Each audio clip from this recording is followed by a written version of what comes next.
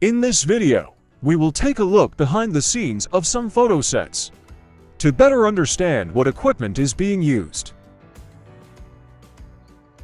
First, you need to set up the photo set and the lighting scheme you want to use. Often, paper backgrounds like this one are used, and a combination of 3 light points. In the studio, flashes like these are used. These are flashes with digitally adjustable power. However, it is not always necessary to employ flashes. Continuous lights, such as LED lights, are frequently utilized in portrait photography. Aside from backdrops and lighting, selecting the appropriate lens is critical. In photography, every lens has a specific purpose. For instance, we frequently utilize lenses from 50 to 85 millimeters while capturing portrait photos to achieve a good perspective compression. Now we have to choose which lights to use and with which modifiers. However, even in the studio, ambient light is frequently used, especially if it comes through a large window. As we have already seen in another video, it is essential to decide what kind of light we want.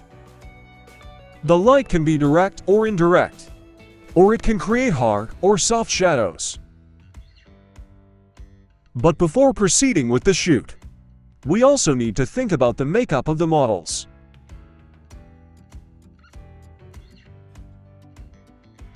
Now we can place the first light, which has to be the key light. The purpose of the key light is to set the basic mood of the shooting. Think of the key light as the most important light.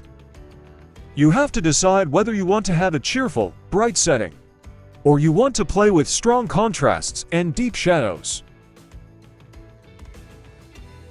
You can experiment with different positions and directions of the light. A side light creates lots of shadows and high contrast, while a front light reduces the difference between light and shadow. The size of the light is also critical.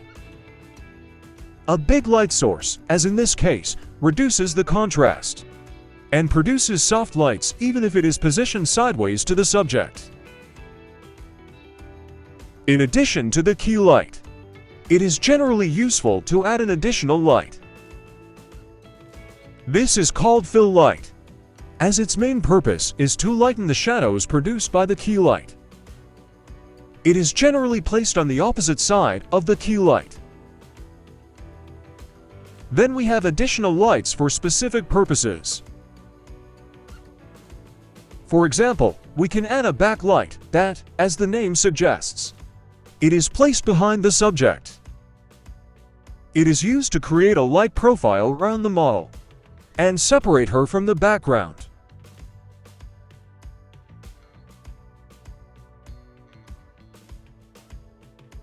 Other lights can be used to illuminate the background.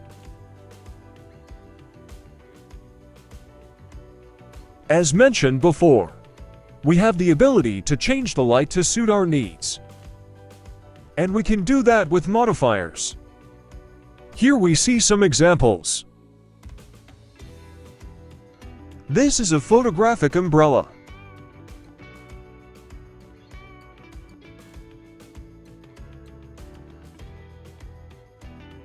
Here we have a so-called strip box. It creates a thin beam of light.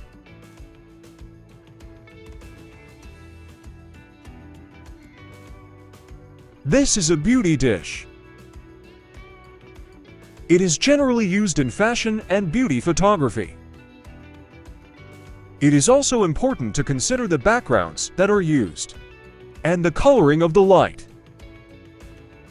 There are so many other tools that are used in the studio, but in this short video we cannot cover them all. We only hope to have provided a brief overview of what are the main lights and equipment that are generally used in studio photo shoots.